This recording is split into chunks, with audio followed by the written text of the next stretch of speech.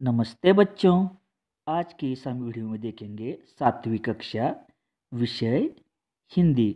इसमें देखेंगे दूसरी इकाई पाठ छठा चंदा मामा की जय स्वाध्याय। प्रश्न पहला, किसने किससे और क्यों कहा। क, हम तुम्हें कड़ी से कड़ी सजा देंगे। उत्तर, रात रानी ने सुनील से कहा, क्योंकि रात रानी का मानना था कि सुनील बड़ों का मजाक उड़ाता है। ख, सबको क्षमा किया जाता है। उत्तर, रात रानी ने सब बच्चों से कहा, क्योंकि बच्चों ने सभी बुरी आदतें छोड़ने की प्रतिज्ञा की। प्रश्न दूसरा, इस एकांकी का सारांश अपने शब्द में लिखो। उत्तर, रात रानी के दरबार में नींद परी कुछ बच्चों को पेश करती है। बच्चों पर आरोप ये था कि वह अपनी माँ का कहना नहीं मानते, शैतानी करते रहते हैं, बड़ों का मजाक उड़ाते हैं। इसलिए रात रानी उन्हें सजा देना चाहती थी, लेकिन चंदा मामा आकर बच्चों के गुण बताते हैं और उन्हें क्षमा करने को कहते हैं। प्रश्न तीसरा, इस एकांकी के पसंदीदा का पात्र का वर्णन करो। उत्तर, मेरा पसंदीदा के पात्र है बच्चे, क्योंकि वह शैतानी करते थे, लेकिन उन्होंने अपनी गलती की माफी भी मांगी और सभी बुरी आदतें छोड़ देने की प्रतिज्ञा भी की। यहाँ पर आपको आपके पसंदीदा पात्र ढूंढकर उसके बारे में आपको लिखना है।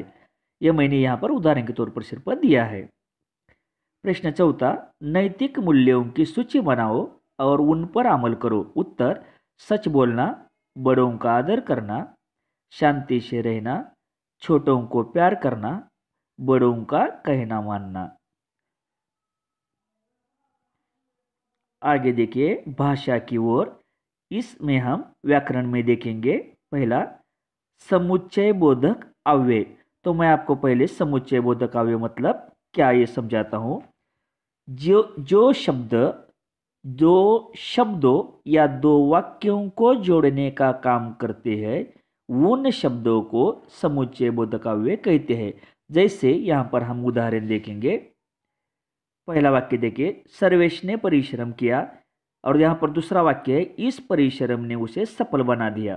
तो देखो, इस दो वाक्यों को कौन सा शब्द यहाँ पर जोड़ने का काम करता है। सर्वेश ने परिश्रम किया और इस परिश्रम ने उसे सफल बना दिया। मतलब और शब्द के कारण ये दो वाक्य क्या हो गए, यहाँ पर जुड़ गए। दूसरा वाक्य देखिए, मैं कर्ज में डूबा था, मुझे असंतोष न था। तो यहाँ पर जो ये दो वाक्य है, ये अलग अलग वाक्य है, लेकिन इसमें शब्द आने से ये क्या होता है, यह वाक्य एक हो जाता है। तो इसमें जोड़ने का काम करता है परंतु शब्द, और वाक्य बन गया, मैं कर्ज में डूबा था परंतु मुझे असंतोष न था। देखिए कैसा अर्थपूर्ण वाक्य यहाँ पर बन गया। तीसरा वाक्य, प्रगति पत्र पर माताजी पिताजी के हस्ताक्षर लेकर आओ। तो यहाँ पर ये दो वाक्यों को जोड़ने का काम कैसे होता है, देखो, प्रगति पत्र पर माताजी अथवा पिताजी के हस्ताक्षर लेकर आओ। तो देखिए अथवा शब्द बीच में आने से अर्थपूर्ण वाक्य यहाँ पर बन गया। चौथा वाक्य, मैं लगातार चलता, मंजिल पा लेता। तो ये अलग अलग वाक्य को जोड़ने का काम यहाँ पर तो शब्द ने किया है। मैं लगातार चलता तो मंजिल पा लेता। देखो कितना अर्थपूर्ण शब्द हुआ। आगे का वाक्य, मुझे 100 के नोट देने पड़े। दूसरा, दुकानदार के पास 2000 के नोट के छुट्टे नहीं थे। अर्थपूर्ण वाक्य देखिए, मुझे 100 के नोट देने पड़े क्योंकि दुकानदार के पास 2000 के नोट के छुट्टे नहीं थे। मतलब क्योंकि शब्द आने से ये दो वाक्य जुड़ गए। तो हमने यहाँ पर देखा कि और, परंतु, अथवा, तो, क्योंकि ये शब्द अलग अलग शब्दों या अलग अलग वाक्यों को जोड़ने का काम करते हैं। इन शब्दों को समुच्चय बोधक अव्यय कहते हैं। दूसरा देखेंगे विस्मयादि बोधक अव्यय। सबसे पहले मैं इसका अर्थ आपको समझाता हूं। जिस शब्द के उच्चारण से हमारे चेहरे पर जो अलग अलग भाव दिखते हैं, उन शब्दों को विस्मयादि बोधक अव्यय कहते हैं। जैसे देखो, वह, क्या रंग बिरंगी छटा है। वाह, देखो हमारा चेहरा कैसे हो जाता है अपने आप। दूसरा देखिए, अरे हम कहाँ आ गए, चेहरे पे हमारे एक भाव सा आ जाता है।